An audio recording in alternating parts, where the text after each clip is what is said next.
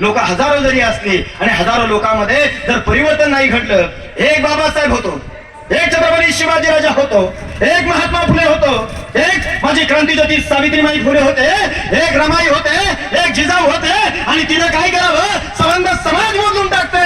आणि म्हणून लोक किती आहेत यापेक्षा लोक कशासाठी जमलेत हे महत्वाचं मानून जे उपस्थित आहेत त्यांच्यासाठी एकदा जोरदार टाळ्या वाजूयात. आणि सर, मंडळाच्या कार्यकर्त्यांना विनंती आहे, हा सोहळा असाच ठेवायचा आहे. कालांतरानं 5 वर्षानं 10 वर्षानं ज्या वेळेस मी 10 वर्षानं ज्या वेळेस या कार्यक्रमाच्या निमित्तानं येईल किंवा मी तुमच्या फेसबुकवरती किंवा बातम्या वाचेल, त्यावेळेस एक दिवस असा येईल की संबंध इथे बसायला जागा पुरणार नाही, कुणीतरी ज्योत व्हावं लागतं. ती ज्योत तुम्ही झालात राजा भाऊ, म्हणून मी आपल्या सगळ्यांचे मनापासून धन्यवाद देतो.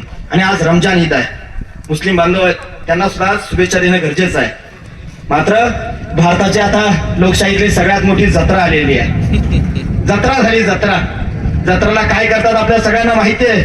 जत्राला घरामध्ये गोडधोड केलं जातं. आता सगळ्यांना गोडधोड मिळणार आहे, कसं भेटणार आहे मी सांगणार नाही. त्याचबरोबर त्या जत्रेमध्ये काही काही देवांना काय लागतं, रक्ताचा नैवेद्य लागतो. आता कशाचा नैवेद्य भेटेल, पैशाचा नैवेद्य भेटेल, काय सांगता येत नाही. हे असताना सुद्धा या देशाचं दुर्दैव इतकं तुम्हाला सांगतो राजा भाऊ, भारतामध्ये जर निवडणुका आल्या तर भारतामध्ये निवडणुकामध्ये लोकशाही कशावरती चालते, लोकशाहीची गाडी कशावरती चालते, तर इथे चालते हिंदू मुसलमानांच्या वरती लोकशाहीची गाडी येथे चालते. हिंदू मुस्लिम यांच्यावरती लोकशाहीची गाडी येथे चालते. तुम्ही यावर अमेरिकेचा यावेळेस युरोप खंडामध्ये जा, तिथली लोकशाहीची गाडी कशावरती चालते, तिथली लोकशाहीची गाडी चालते कशावरती, तिथली लोकशाहीची गाडी चालते विकासावरती. तिथली लोकशाहीची गाडी चालते सर्वांगीण विकासावरती. तिथली लोकशाहीची गाडी चालते नीतिमत्तेवरती, नीतीवरती, विचारांवरती. दुर्दैव आहे 75 वर्ष झाली भारताला स्वातंत्र्य मिळून, परंतु आमची लोकशाहीची गाडी हिंदू मुस्लिम याच्यापासून बाजूला जायलाच तयार नाही. ती गाडी कधीतरी विकासावरती चौधरीसर यायला हवी. आणि म्हणून ही जबाबदारी जशी हिंदूंची आहे तशी मुस्लिमांची सुद्धा आहे. म्हणून मुस्लिमांनी सुद्धा खऱ्या अर्थानं या मुस्लिमांचं सुद्धा योगदान या देशामध्ये आहे. त्यांना रमजान ईदच्या शुभेच्छा देतो, मी पुढे चालणार आहे. मुस्लिमांचं योगदान सुद्धा या देशामध्ये आहे ना. 1857चा उठाव झाला. 1857च्या उठावामध्ये जसा हिंदूंनी सहभाग घेतला तसं मुस्लिमांनी सुद्धा 50% पेक्षा 50% सहभाग घेतला गेला. आणि ज्या वेळेस कलकत्त्यापासून दिल्लीपर्यंत जर तुम्ही पाहिलं तर या इंग्रजांनी अनेक लोकांना फासावरती लटकवलं होतं. जसे हिंदू लटकवले होते तसे मुस्लिम सुद्धा लटकवले होते. जसे भगतसिंग फासावरती गेले तसे अशफाकुल्लाह सुद्धा फासावरती गेले. जय हिंदचा नारा लावणार आहे मुस्लिम होते. सारे जहां से अच्छा हिंदुस्तान हमारा म्हणणारा कवी इक्बाल सुद्धा मुस्लिम होता.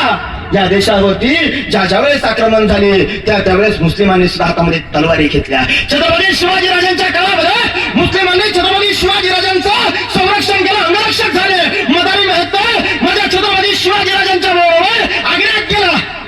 एवढंच काय, या भारताला स्वातंत्र्य मिळवून देण्यासाठी काळा पाण्याची ज्यांनी शिक्षा उपभोगली, काहींनी काय करावं, माफीनामे लिहून माघारी आले. परंतु खरे मुस्लिम होते, स्वातंत्र्यवीर जे होते, त्यांनी माफी मागितली नाही. आज सुद्धा तुम्ही अंदमान मध्ये गेलात तर बऱ्याचशा मुस्लिमांच्या कबरी तुम्हाला तिथे मिळतील. म्हणून हिंदूंचं योगदान जसं आहे तसं बौद्धांचं योगदान आहे, शिखांचं योगदान आहे, तसं मुस्लिमांचं राजा भाऊ या देशामध्ये योगदान आहे. आणि म्हणून त्यांना पवित्र या रमजान दिनाच्या खूप खूप मनापासून शुभेच्छा जोरदार टाळ्यांच्या गजरामध्ये देऊया. खरं पाहिलं तर आलेत का, घरात बसून ऐकले असतील, ऐकत असतील. हा, दुर्दैव आहे ज्या समाजानं शिक्षणाचा तिरस्कार केला असेल, म्हणजे त्यांच्या बाबत बोलत नाही. ज्या समाज शिक्षणाचा तिरस्कार करतो त्या समाजाची कधीच उन्नती होणार नाही हे माझ्या डॉक्टर बाबासाहेब आंबेडकरांनी सांगितलं. काय डॉक्टर बाबासाहेब आंबेडकरांचं योगदान आहे हे योगदान सांगत असताना एक प्रसंग मला आवश्यक सांगायचा आहे. मी जाता जाता महात्मा फुलेंवरती सुद्धा बोलणार आहे, कारण त्यांची जयंती आज आहे. सुरुवात करत असताना 1960 सालची गोष्ट आहे. भारतामध्ये आपल्याला माहिती आहे शूद्रांची काय अवस्था होती. मात्र ही गोष्ट मी अमेरिकेची तुम्हाला सांगतोय राजा भाऊ. अमेरिकेमध्ये 1960 साली प्रचंड वर्णदोष आहे. काळा आणि गोरा संघर्ष आहे. काळा माणूस गोऱ्या माणसाबरोबर बोलत नव्हता, गोरा माणूस काळ्या माणसाबरोबर बोलत नव्हता, कारण गोरे माणसं काळ्या माणसाचा छळ करायची, गोरे माणसं काळ्या माणसांना हिनतेने वागवून द्यायची.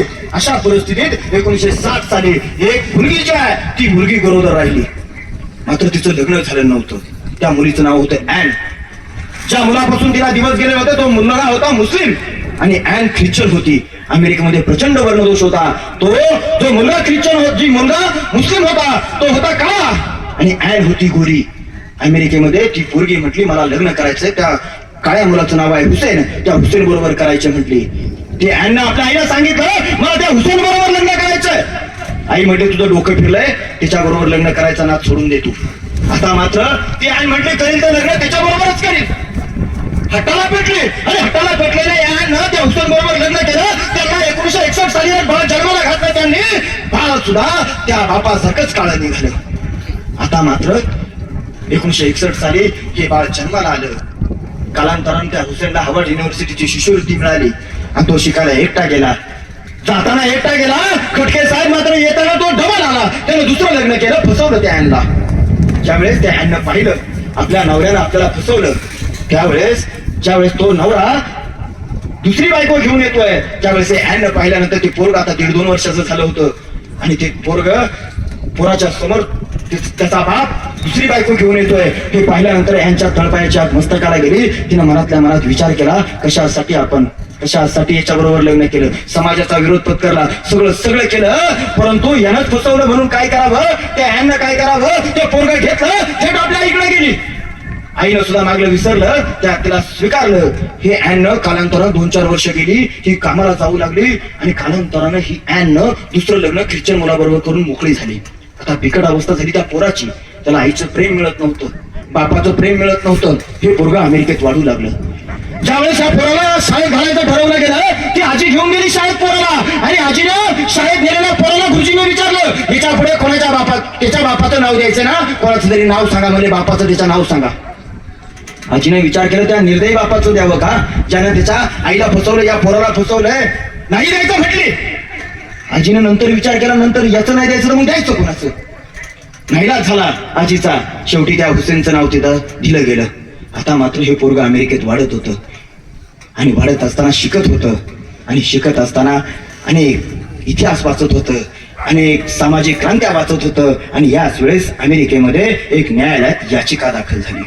याचिका अशी होती की या पोराला अमेरिकेचं नागरिकत्व देऊ नका म्हणत होते याचिका करते. का तर याची आई आहे अमेरिकन वंशाची, तर याचा बाप आहे केनियन वंशाचा. याची आई आहे गोरी, तर याचा बाप आहे काळा. याची आई आहे ख्रिश्चन, तर याचा बाप आहे मुस्लिम.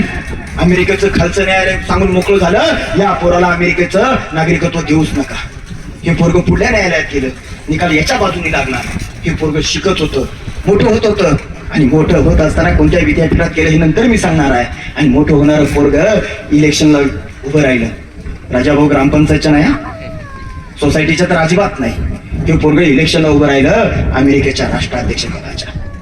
आणि मग अमेरिकेच्या राष्ट्राध्यक्ष पदाच्या निवडणुकीत हे पोरग उभं राहिलं आणि उभं राहिलेलं पोरग ज्या वेळेस निवडून आलं त्यावेळेस त्या पोराला विचारलं तुझा आत्मविश्वास कुठे किती आहे आणि हा आत्मविश्वास तुला कुठून मिळाला. त्यावेळेस पोरग बोलायला उभं राहिलं, म्हणतो माझा आत्मविश्वास तुम्हाला पाहायचा आहे ना, हे आभाळ माझ्या मस्तकावरती पडलं ना तर त्या आभाळाच्या मस्तकावरती पाय देऊन मी उभा राहील. आणि हा आत्मविश्वास मला कुठून मिळाला असेल ना तर आशिया खंडामध्ये भारत नावाचा देश आहे. त्या भारत नावाच्या देशामध्ये अनेक महापुरुष जन्माला आले. त्या महापुरुषामध्ये एक महत्वाचा महापुरुष आहे ज्याचा मी अभ्यास केला, ज्यांचं मी वाचन केलं. त्या महापुरुषाचं नाव आहे विश्वरत्न डॉक्टर बाबासाहेब आंबेडकर. त्याने अनेक नावं घेतली, त्या छत्रपती शिवाजीराजांचं सुद्धा नाव घेतलं. त्या पुराचं नाव आहे बराक हुसेन ओबामा. एकदा नाही तर 2दा अमेरिकेचा राष्ट्राध्यक्ष झाला. जर अमेरिकेचं पोरग बाबासाहेबांचा आदर्श घेऊन प्रचंड वर्णदोष पसरलेल्या देशामध्ये राष्ट्राध्यक्ष होतंय, मग आमचं पोरग महाराष्ट्रातलं मराठ्याचं असू द्या, धनगर समाजाचा असू द्या, कोणत्याही समाजाचा असू द्या, का पंतप्रधान होत नाही? खटके साहेब का होत नाही? आम्हाला फक्त महापुरुष डोक्यावरती घ्यायचे. ज्या दिवशी संबंध भारतातले लोक विचारशील होतील, वाचतील, खरं काय खोटं काय हे त्यांना कळेल, त्या दिवशी 100% इथला माणूस पंतप्रधान झाल्याशिवाय राहणार नाही. ही जबाबदारी राजाभाऊ आपल्या सगळ्यांची आहे. खरं इतिहास बाबासाहेबांचा विचार, महात्मा फुलेंचं कार्य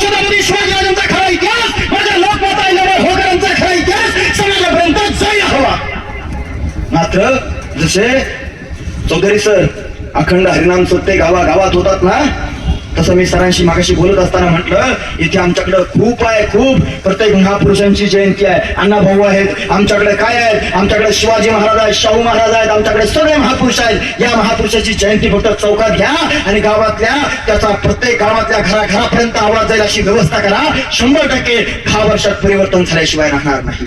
करावं लागेल. आजकाल मी पाहिलं ना, शिवाजी महाराजांच्या जयंतीला खटके साहेब किती लोक होती, मंदिरात बसायला जागा नव्हती. अहिल्याबाई होळकरांच्या जयंतीला तिकडे गेलो होतो. राजा भाऊ तुम्ही सगळ्या जयंतीला असतात, मग धनगर समाजाची जबाबदारी नाही का इथे यायची? बाबासाहेबांच्या जयंतीला फक्त एक विशिष्ट समाज येतोय, पुढारी कुठे गावातले राजा भाऊ तुम्ही सोडल्यानंतर? नाही ना, आहेत ना काही.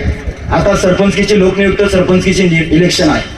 कुणी जर दुसरा चेहरा उभा राहिला, तुमचं सुद्धा प्रत्येकाचं मत आहे, जो बाबासाहेबांच्या जयंतीला येत नाही, जो बाबासाहेबांचा तिरस्कार करेल, जो महात्मा फुलांचा विचार आत्मसात करत नाही, महात्मा फुलांच्या विचारानं चालत नाही, 100% बाबासाहेबांची शपथ घेऊन सांगतो, अशा माणसाला मतदान करायचं नाही. अशा माणसाला मतदान करायचं नाही. कारण तुम्ही आम्ही बाबासाहेबांचे अनुयायी आहेत, फक्त नाही, फक्त अजिबात नाही. काय बाबासाहेबांचं कार्य आहे इथे? उत्तम कांबळे सरांचं मी अनेक वेळा वाचलं, ऐकलं. उत्तम कांबळे सर म्हणतात बाबासाहेबांचं कार्य काय आहे? आजपर्यंत भारतामध्ये सटवी नावाची देवी आहे. सटवी नावाची देवी काय करायची? तोपर्यंत भारत निर्माण झाला नव्हता, तोपर्यंत काय करायची? माणसाचा बाळाचा जन्म झाला, खटके साहेब किती भविष्य सांगायचे. काय भविष्य सांगायचे? राजाचं भविष्य सांगायचे. राजाच्या पोराचं हा पोरगा राजाच होईल. सरदारच्या पोराचं भविष्य सांगायचे, हा पोरगा सरदार होईल. पैशावाल्याच्या पोराचं भविष्य सांगायची, पैशावाल्याचा पोरगा पैशावालाच होईल. आणि शूद्राचा पोरगा शूद्र होईल, गरीबाचा पोरगा गरीब होईल, दलिताचा पोरगा गावकुसाच्या बाहेरच राहील. परंतु एक महामानव जन्माला आला की ज्या महामानवाचा जन्म झाला त्या दिवशी सटवीचा मृत्यू झाला. तो महामानव होता doctor B.R. Ambedkar. Doctor B.R. Ambedkar. म्हणून बोला जय भीम. वा वा वा वा वा, काय आवाज आहे आपला. जय भीम. महिलांचा आवाज आला पाहिजे, घराच्या कानाकोपऱ्यात बसलेल्या महिलांना आवाज गेला पाहिजे. जय भीम हा काय? अरे जय भीम हा फक्त नारा नाही, अरे जय भीम ही क्रांती आहे. जय भीम ही क्रांती आहे. जय भीम हा संतांचा विचार आहे. जय भीम खऱ्या अर्थानं अरे शूद्रांना न्याय देणारा आवाज आहे. जय भीम खऱ्या अर्थानं माणसाला माणुसकी शिकवणारा नारा आहे. आणि जय भीम हा उद्याचा संतांचा नारा आहे. म्हणून बोला जय भीम. मी वादळ वारा आहे ना, मी वादळ वारा. मी ज्या वेळेस येतो ते वादळच येत. मी वादळ वारा, मी वादळ वारा. तथागताची गाणी ना, ज्योतिबाची वाणी. मी क्रांतीचा नारा नारा, मी क्रांतीचा नारा, अरे मी क्रांतीचा नारा नारा, मी क्रांतीचा नारा. मी वादळ वारा, मी वादळ वारा. तसा क्रांतीचा नारा म्हणजे उद्याचा वादळ वारा आहे, लक्षात ठेवा. हा वादळ वारा जय भीम शिवाय पूर्ण होणार नाही. काय बाबासाहेबांचं योगदान आहे, काय योगदान आहे? अरे आज तुम्ही पाणी पिताय, पाणी समतेचं पाणी पिताय, समतेचं पाणी पिताय. त्या समतेचं पाणी पिण्यासाठी त्या साताऱ्याच्या एका डोंगरावरती बाबासाहेब खेळायला गेले. लहान असणारे बाबासाहेब त्या अजिंक्य ताऱ्याच्या डोंगरावरती खेळायला गेले. आणि खेळायला गेल्यानंतर काय झालं? खेळायला गेले, खेळणारे दमले आणि पाणी प्यायला गेले. विहिरीत गेल्यानंतर प्रचंड तहान लागली होती, पाणी पिले. बाबासाहेबांच्या बरोबरची सगळी पोरं पळून गेली. बाबासाहेबांनी पाणी पिले आणि त्या पाणी पिल्यानंतर तिथे त्या विहिरीचा मालकाने पाहिलं, ते पोरग पाणी पिताय. त्या पोराला विचारला, कोण रे तू? ते म्हटलं मी भीमराव. कोणाचा रे? म्हणला मी महाराज आहे. प्रचंड वळ उठत माझ्या बाबासाहेबांना मारलं, पाठीवरती वळ उमटले. आणि म्हणून बाबासाहेबांनी त्या दिवशी ठरवलं समतेचं पाणी 14 रथड्यातूनच पाजणार आहे. आणि आज तुम्हाला आम्हाला समतेचं पाणी पाजलंय ना, ते बाबासाहेबांनी पाजलंय. आमच्या अंगावरती शर्ट दिसतोय, आमच्या अंगावरती जे जे सूटबूट दिसतंय, हे सगळे कोणामुळे आले? तर बाबासाहेबांमुळे आले. अरे आमचं घर आज गावाच्या वेशीच्या आतमध्ये आहे. आमची घरं 2-2 मजली झाली. आमच्याकडे गाड्या आल्या, आम्हाला नोकऱ्या मिळाल्या आणि आम्हाला सर्व काही मिळालं. ते कोणामुळे? बाबासाहेबांमुळे आहे. म्हणून बाबासाहेब, लोक म्हणतात बाबासाहेब फक्त दलिताचे आहेत. राजा भाऊ, इथे अनेक मराठा समाजाची लोक आहेत. हा, सगळ्यांचे. हा, बाबासाहेबांनी सांगितलं दारू प्यायची नाही. बाबासाहेबांनी सांगितलं, बुद्धांनी सांगितलं सुरा मद्य प्रमाद ठाणा. हा ना, सुरा मद्य वर्ज्य करा सांगितलं. आम्ही अनुकरण केलं का? काय केलं बाबासाहेबांनी? हे मराठ्याला सांगावं लागणार आहे. काय केलं बाबासाहेबांनी? काय केलं बाबासाहेबांनी? हे माळी समाजाला सांगणार आहे. काय केलं बाबासाहेबांनी शेतकऱ्यांसाठी? हे शेतकऱ्यांना सांगावं लागेल. अख्खं गाव शेतकऱ्याचं आहे तुमचं. मग का बाबासाहेबांच्या जयंतीला शेतकरी येत नाही? त्यांना वाटतं आपला नाही कार्यक्रम, तो त्यांचा कार्यक्रम आहे. अरे लाजा वाटल्या पाहिजे. अरे शेतकऱ्यांसाठी पहिला नेता असा आहे की ज्याने सांगितलं, अरे शेतकऱ्याची जर उन्नती करायची असेल तर त्यांच्या पिकाला हमी भाव द्या. त्यांच्या उत्पन्नात खऱ्या अर्थानं 50% त्यांना नफा राहायला पाहिजे. ही तरतूद माझ्या बाबासाहेबांनी सांगितली होती. बाबासाहेबांनी सांगितलं शेतकऱ्याची जर उन्नती करायची असेल तर त्यांना 12 महिने पाण्याची सुविधा दिली पाहिजे. शेतकऱ्याची उन्नती करायची असेल तर खऱ्या अर्थानं खोतीची जी पद्धत आहे ही पद्धत बंद करायला हवी. बाबासाहेबांनी सांगितलं, आज तुम्हाला घरादारामध्ये ह्या लाईटी दिसतात ना, लाईटी, बाबासाहेब हे जलमंत्री असताना त्यावेळेस बाबासाहेबांनी काय करावं? ह्या लाईटी ज्या आहेत त्या लाईटीच्या खासगीकरण होतं. बाबासाहेबांनी काय करावं? नदीच्या पाण्यापासून लाईट निर्माण करणारा आणि तशी सूचना देणारा, लाईट निर्माण करणारा प्रकल्पाला मान्यता देणारा कोण होतं? तर ते म्हणजे बाबासाहेब होते. आणि या विद्युतीकरणाचं खासगीकरणाच्या विरोधात त्याला सरकारीकरण करणारे कोण होते? तर माझे बाबासाहेब होते. हे बाबासाहेब शेतकऱ्यांचे होते. शेतकऱ्यालाच कळत नाही बाबासाहेब आपले होते का? कामगारांसाठी बाबासाहेबांनी काय केलं? किती कामगार आहेत तुमच्या गावात? सर, भरपूर कामगार आहे. कामगाराला सांगावं लागेल, तू जर बाबासाहेब नसते ना तुला 15-15, 20-20 तास काम करावं लागलं असतं. परंतु बाबासाहेब होते म्हणून तुला 8 तास काम, हे फक्त 8च तास काम करावं लागतं. आणि 8 तासाच्या पेक्षा जर तू जास्त काम केलं तर तुला ओव्हर टाइम भेटतो. हे उपकार कोणाचे आहेत? तर ते बाबासाहेबांचे आहेत. महिलांसाठी बाबासाहेबांनी काय केलं? ज्या महिला सरकारी अधिकारी तर कोणीच दिसत नाही आहेत का? तुमच्या गावात सरकारी भरपूर असतील, जयंतीला येणार नाही. जयंतीला येणार नाहीत का? त्यांनी बाबासाहेबांना वाचलंच नाही. बाबासाहेब ज्यांना कळलं, बाबासाहेब ज्यांना वाचलं, खऱ्या अर्थानं ते बाबासाहेब डोक्यावरती घेत नाही तर आपल्या काळजात ठेवतात. लक्षात ठेवा. महिलांसाठी बाबासाहेबांनी काय केलं? महिलांसाठी बाबासाहेबांनी काय केलं? तर ज्या महिला कामावरती असतील आणि जर त्या गरोदर असतील तर खऱ्या अर्थानं त्यांच्यासाठी रजेची तरतूद बाबासाहेबांनी 6 महिन्याची केली. एवढंच काय, तर त्यांना बाळ झालं तर बाळ संगोपनाची रजा बाबासाहेबांनी घटनेमध्ये लिहून ठेवलं. बाळ संगोपनाची रजा बाबासाहेबांनी सांगितलं त्यांना द्या. एवढंच काय, हिंदू कोडवील कोणासाठी मांडलं?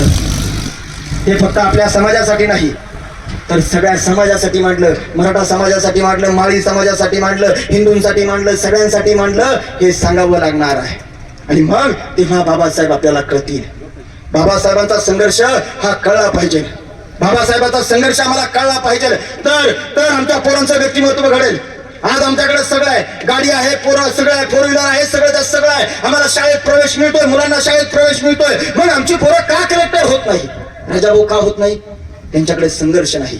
ना संघर्ष ना तकलीफ तो क्या मजा जीने में, ना संघर्ष ना तकलीफ तो क्या मजा जीने में. अरे बड़े बड़े तूफान भी समझाते हैं जब आग लगी हो सीने में. ती आग बाबासाहेबांच्या विचारांची लागेल त्या दिवशी परिवर्तन होईल.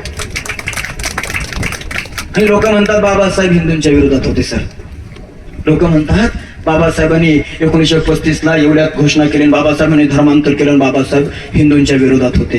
हिंदूंना सांगावं लागेल, चौकात बसणाऱ्या हिंदूंनी लक्षात ठेवा, जर बाबासाहेब जर हिंदूंच्या विरोधात असते, बाबासाहेबांचं आडनाव काय होतं? पहिलं रामजी सपकाळ होतं.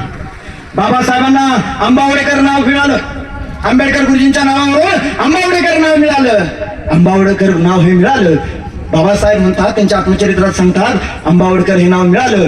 ते आंबेडकर गुरुजी जे होते, ते आंबेडकर गुरुजी मला शाळेत आल्यानंतर दुरून माझ्या ज्या वेळेस पोटात कावळे भुकेचे कावळे ओरडायचे, त्यावेळेस दुरून का होईना ते मला भाकरी टाकायचे, चटणी टाकायचे, ते मी खायचो. दुरून का होईना टाकलेली भाकरी मी खायचो, कारण तशी समाज व्यवस्था होती, समाज रचना होती. एके दिवशी ते आंबेडकर गुरुजी आले आणि मला छातीशी कवटाळलं आणि म्हटले, मला आंबावडेकर म्हणायला थोडा तकलीफ होते, त्रास होते, आजपासून माझं आंबेडकर नाव हे तुला आहे. जर बाबासाहेब जर हिंदू धर्माच्या विरोधात असते तर पहिलं आंबेडकर नाव बदललं असतं. पहिलं आंबेडकर नाव बदललं असतं. बाबासाहेब हिंदू धर्माच्या कधीच विरोधात नव्हते, ते वाईट प्रवृत्तीच्या विरोधात होते. हे लोकांना सांगावं लागणार आहे, तर लोक येतील. आणि ह्यासाठी या प्रबोधनाचे कार्यक्रम व्हायला हवे. काय पोरं घडत नाही आमची बाबासाहेबांसारखी, काय घडत नाही. बाबासाहेब तर वर्गाच्या बाहेर शिकायचे, वर्गाच्या बाहेर बसायचे. गुरुजी शिकवायचा, एकदा गुरुजी गणित शिकवत होते आणि गणित शिकवत असताना एक प्रश्न लिहिला आणि प्रश्नाचं उत्तर सांगितलं पोरांना, सांगा प्रश्नाचं उत्तर. जी वर्गात बसलेली पोरं होती ती कोणत्या समाजाची असेल मी सांगायची गरज नाही आपल्याला, सगळी शेंडीवाली होती. आणि ती पोरं गुरुजीने विचारलं, सांगा या गणिताचं उत्तर द्या, लिहून द्या, फळ्यावरती सांगतो, फळ्यावरती लिहून द्या म्हटले. एका सुद्धा पोरला येईना. वर्गाच्या बाहेर डॉक्टर बाबासाहेब आंबेडकर बसले होते. बाबासाहेब म्हणतायत मी सांगतो उत्तर. मग ते गुरुजींनी हातामध्ये खडू देण्यासाठी ज्यावेळेस बाबासाहेबांच्या जवळ जाऊ लागले त्यावेळेस वर्गातली पोरं म्हटली, गुरुजी थांबा, गुरुजी थांबा, त्या फळ्याच्या मागं काय आहे, त्या फळ्याच्या मागं आमचे खाण्याचे डबे आहेत, आमच्या भाकरी आहेत. जर या भीमरावानं जर त्या फळाला स्पर्श केला तर तो फळाच्या मागे असणारे आमच्या ज्या भाकरी आहेत, आमचे जे डबे आहेत ते भागतील, म्हणून त्याला फळाला स्पर्श करू देऊ नका. आज असे कोणत्या समाजाची अवस्था आहे सांगा. एखादं पोरग दाखवा आणि ते पोरग अशा परिस्थितीत शिकेल आज, असं आहे का? अरे बाबासाहेबाला तो पाण्याचा माठ ठेवला जायचा, त्या माठाला सुद्धा स्पर्श करण्याचा अधिकार माझ्या बाबासाहेबांना नव्हता. एक कधीतरी शिपाई यायचा, शिपायानं त्या वर्गाळ्यानं ज्यावेळेस ते पाणी टाकायचं त्यावेळेस उंधळ करायची, त्या उंधळीनं बाबासाहेबांना पाणी प्यायचे. शिपाई कधी कधी तो इतका हरामखोर होता, कधी कधी तास दीड तास येत नव्हता.